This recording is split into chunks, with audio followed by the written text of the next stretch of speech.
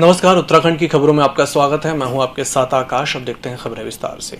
आज विधानसभा के मानसून सत्र का दूसरा दिन था, जहां एक और विधानसभा के अंदर विपक्ष के तमाम जनहित के मुद्दों पर लेकर हंगामा किया गया, तो वहीं विधानसभा के बाहर तमाम संगठनों के द्वारा अपनी अपनी मांगों को लेकर विधानसभा घेराव करने के लिए विधानसभा कूच कर सरकार को ज्ञापन सौंपा गया। संघर्ष समिति को अपना समर्थन देने के लिए आया हूं और इनके दो मुद्दे तो ऑलरेडी मेरे भविष्य के एजेंडे में सम्मिलित हैं, बिजली वाला और कुकिंग गैस वाला। और हमने अपने शासनकाल में 2016 में वनाधिकार समितियां बनाने गांव-गांव में वो प्रोसेस प्रारंभ की थी। उसका कैबिनेट डिसीजन आज भी राज्य सरकार के पास है, लेकिन राज्य सरकार ने उस प्रोसेस को रोक दिया क्योंकि ये वनों में हमारे अधिकार को स्वीकार नहीं करते थे। तो उसको स्वीकार करवाने के लिए जो किशोर जी का संघर्ष है वो अभूतपूर्व संघर्ष है और सारे उत्तराखंड को ये संघर्ष में साथ जुटना चाहिए। कांग्रेस नेता किशोर उपाध्याय ने वन अधिकार की मांग को लेकर एक बार फिर सड़कों पर उतरे। साथ ही समाजवादी पार्टी के नेताओं के साथ विधानसभा का घेराव किया। विधानसभा से पहले ही किशोर उपाध्याय पर और साथियों को पुलिस ने बैरिकेडिंग लगाकर रोक दिया। हमारी बहुत सिंपल 3 मांगे। पहली बात ये है कि पूरे उत्तराखंड के लोगों को, उत्तराखंडियों को ओबीसी घोषित किया जाए। हम लोग कहीं ना कहीं जो है वो लापरवाह रहे, और अगर आप जो मंडल कमीशन की रिकमेंडेशंस है उसमें देखेंगे तो पूरा उत्तराखंड उसमें आच्छादित होता है। हमारी दूसरी मांग ये है कि जो हमारा वनाधिकार है 2006 का कानून, उसको लागू किया जाए। यहाँ के लोगों को, प्रत्येक परिवार के एक सदस्य को पक्की सरकारी नौकरी दी जाए। उसके साथ में बिजली, पानी और रसोई गैस हो निःशुल्क हो, शिक्षा स्वास्थ्य निःशुल्क हो, और जो भू कानून है वो पूरी धरती का भू कानून बने। खाली 9% जो आपकी ज़मीन है जिसके आप बात कर रहे हैं, बाकी 91% जो ज़मीन है हमारी, 100% ज़मीन का भू कानून बने।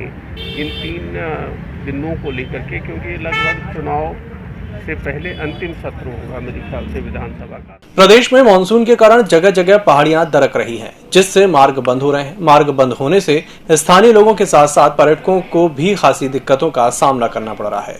इसी के मद्देनजर कांग्रेस प्रदेश अध्यक्ष गणेश गोदियाल ने बड़ा बयान दिया है। गणेश गोदियाल ने ऑल वेदर रोड को भाजपा सरकार के भ्रष्टाचार की जीती जागती देन बताया है। गणेश गोदियाल ने कहा कि ऑल वेदर रोड परियोजना में जनता की गाढ़ी कमाई को बर्बाद किया गया है।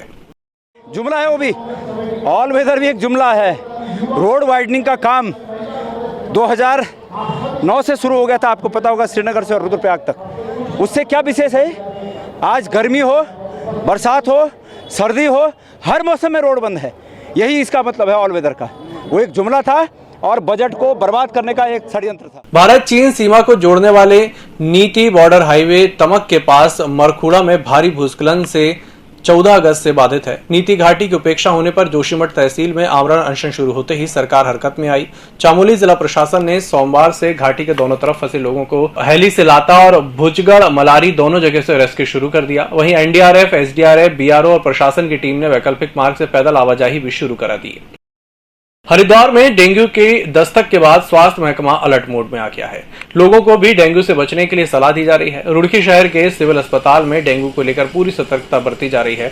अस्पताल प्रशासन ने 10 बेड का वार्ड भी डेंगू के लिए रिजर्व किया है। दरअसल बरसात के दिनों में जगह जगह पानी भर जाता है, जिसके कारण डेंगू का मच्छर जन्म लेता है। पिछले सालों में डेंगू से कई लोगों की मौत हो गई, जिसके बाद डेंगू को लेकर सरकारें सतर्क है। मेरे पास डेंगू की रैपिड कार्ड टेस्ट भी है और एलिजा टेस्ट भी है, और रैपिड कार्ड में जो भी पॉजिटिव आता है उसको फिर एलाइजा से कन्फर्मेटरी टेस्ट किया जाता है। अभी तक हमारे पास रुड़की हमारे चिकित्सालय के अंदर कोई भी पॉजिटिव केस अभी तक नहीं निकला है। और इसके अलावा और हमारी तैयारी सरकार के द्वारा पूरी कर ली गई है। हमारे पास अब प्लेटलेट्स की, आपको पता ही है, लास्ट ईयर दिसंबर के महीने में हम लोगों ने ब्लड कंपोनेंट चालू हो गया था हमारा, तो प्लेटलेट्स की हमारे कोई कमी नहीं है। इसके बाद अभी माननीय विधायक रुड़की क्षेत्र श्री प्रदीप बत्रा जी के द्वारा एफरेसिस की मशीन भी यहाँ उपलब्ध करा दी गई है।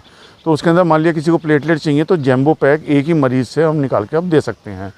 तो उसकी प्रक्रिया भी हमारी चालू हो गई है। उसका लाइसेंसिंग की जल्दी पूरा कर लिया जाएगा।